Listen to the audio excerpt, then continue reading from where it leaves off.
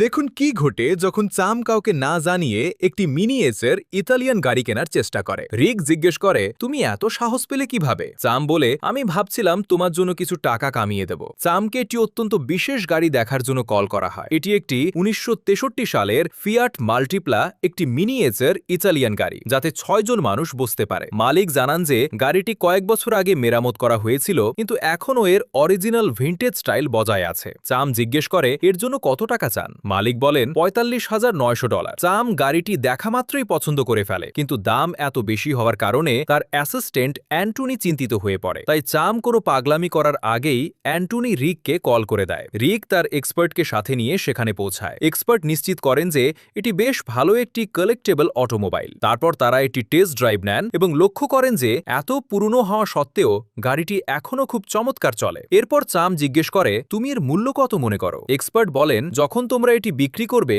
তখন তো লাভও করতে হবে। আমার মতে $46,000 অনেক বেশি। আমার হিসেবে এর সঠিক ভ্যালু $30,000। এক্সপার্ট চলে যান এবং এরপর নেগোসিয়েশন শুরু হয়। রিক বলে, আমার এক্সপার্টের মতামত এবং আমার অভিজ্ঞতা অনুযায়ী আমি তোমাকে $28,000 দেব। মালিক বলেন, আমি সর্বনিম্ন $41,000 পর্যন্ত নামতে পারি। রিক জিজ্ঞেস করে, তুমি কি $30,000 দেবে? মালিক বলেন, না রিক, 30 আমার দামের থেকে অনেক দূরে। তাদের মধ্যে চুক্তিটি সফল হয় না।